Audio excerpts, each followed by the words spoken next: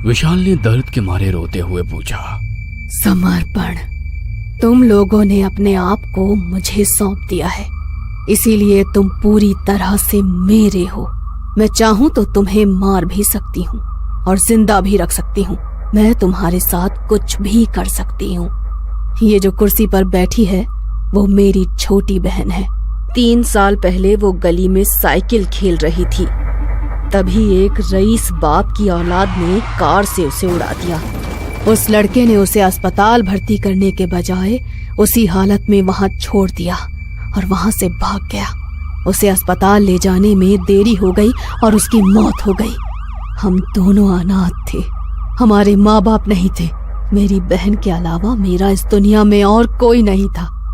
इधर मेरी बहन मर गई थी, लेकिन वो रईस बाप का बिगड़ैल लड़का बेखौफ होकर शहर में घूम रहा था। उसने पुलिस को खरीद लिया था। मैं इस बात पर अड़ी रही कि जब तक मेरी बहन का खूनी गिरफ्तार नहीं होता तब तक उसका अंतिम संस्कार नहीं करूंगी। लेकिन फिर पुलिस ने उस लड़के की बजाय दूसरे आदमी को गिरफ्तार किया। वो आदमी भी खरीदा गया था जो कुछ पैसों के लिए उस लड़के का जुर्म अपने सर ले रहा था। ये अन्याय मैं अपनी आंखों से देख रही थी। मैंने अपनी बहन की लाश का अंतिम संस्कार नहीं किया, मैंने उसे जिंदा करने की ठान ली। और फिर मैंने बलिदान, समर्पण और कड़ी तपस्या करके काला जादू सीखा। लोगों का समर्पण भाव ही मेरी बहन को जिंदा कर सकता है। इसीलिए सबसे पहले मैंने उसी लड़के को अपने जाल में फंसाया और उससे उसी के हाथ कटवाए।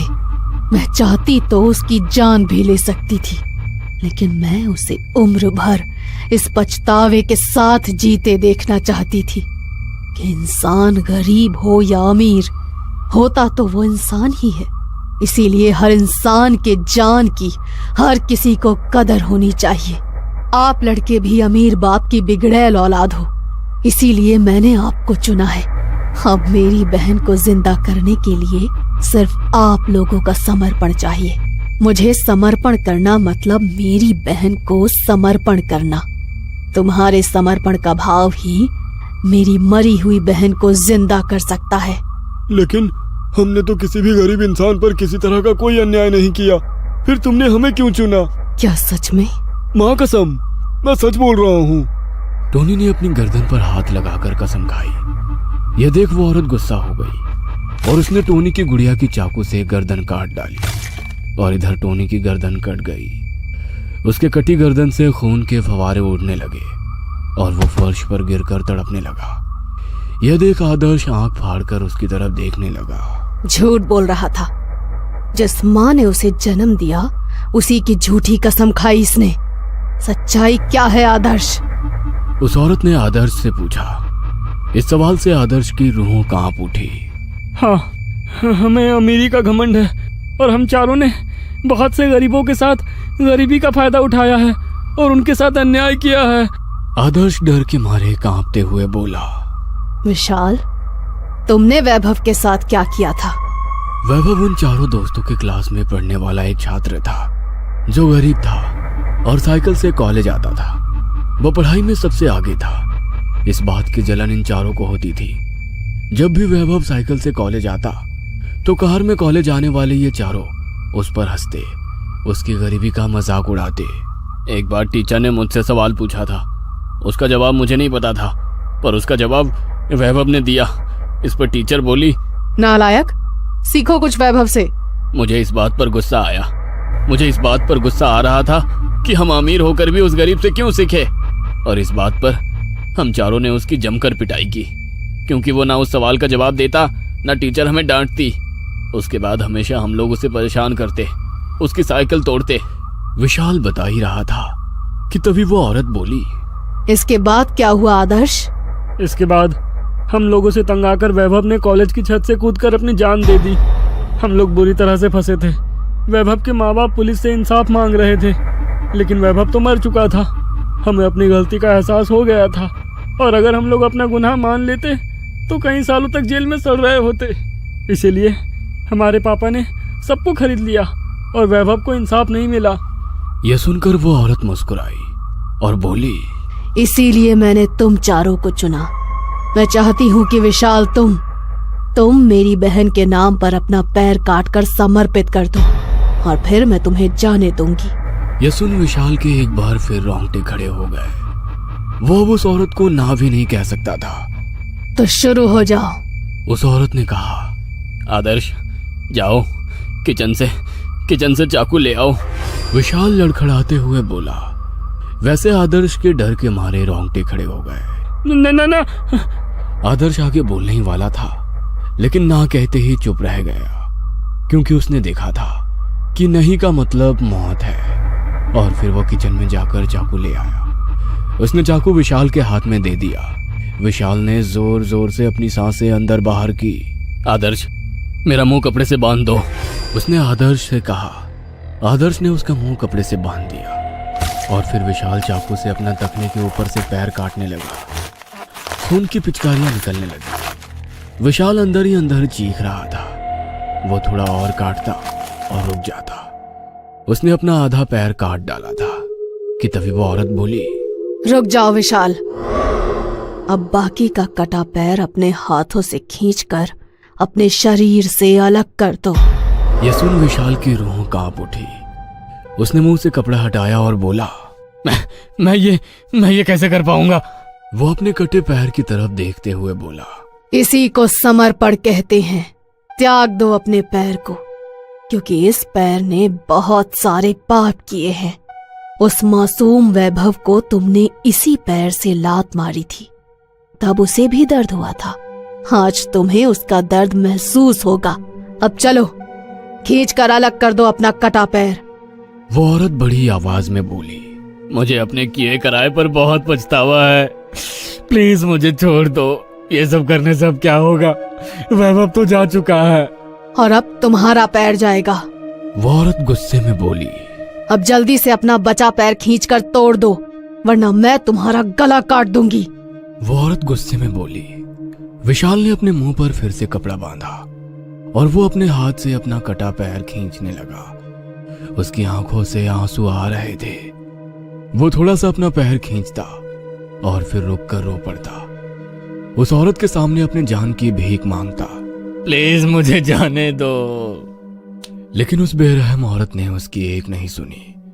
कई बार अपना पैर खींचने के बाद विशाल रो पड़ा। उसने मुंह से कपड़ा हटाया। मुझे मार डालो, मैं ये और नहीं सह सकता। जैसी तुम्हारी इच्छा, उस औरत ने कहा।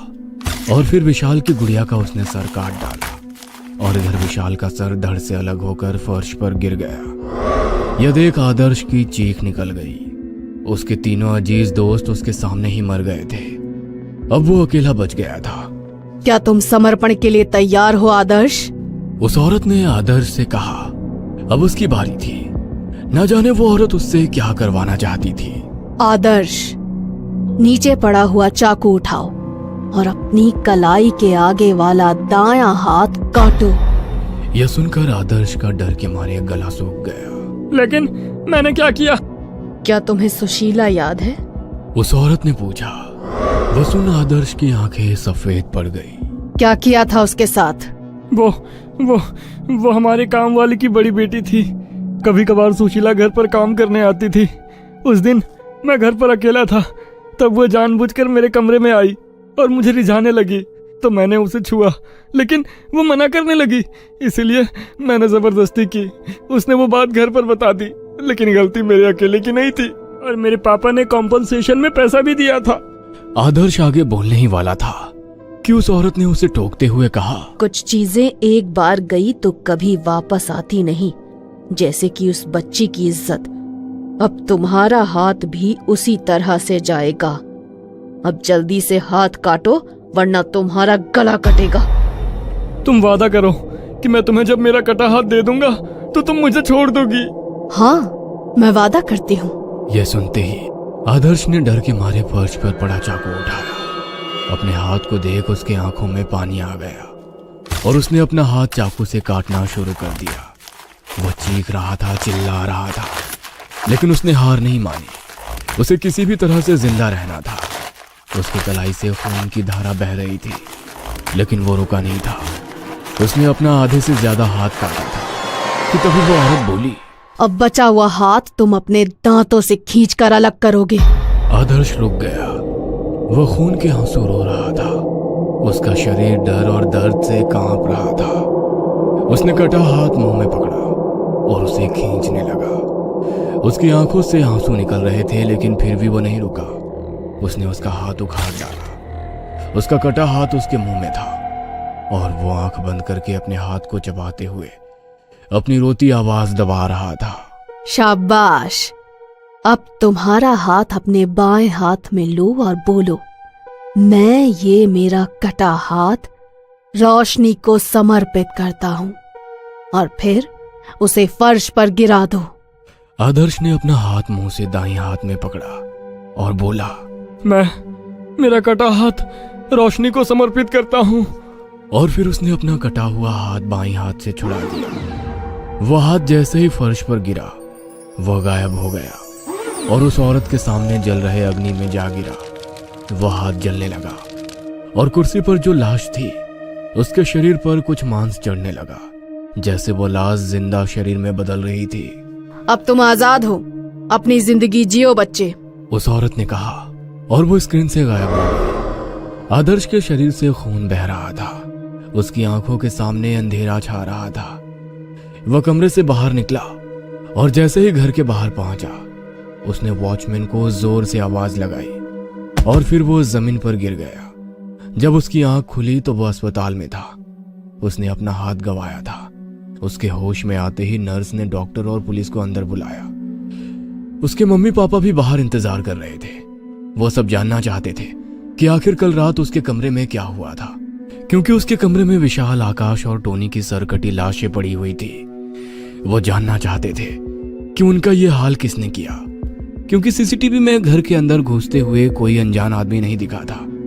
आदर्श आज तक अपने किए की सजा भुगत रहा है और वो औरत अभी भी गरीबों के ऊपर जुल्म करने वाले लोगों को ढूंढकर उन्हें सजा दे रही है और अपने बहन को जिंदा करने की कोशिश कर रही है। शायद उसने अब तक कई लोगों को मारकर उसे जिंदा भी कर लिया होगा।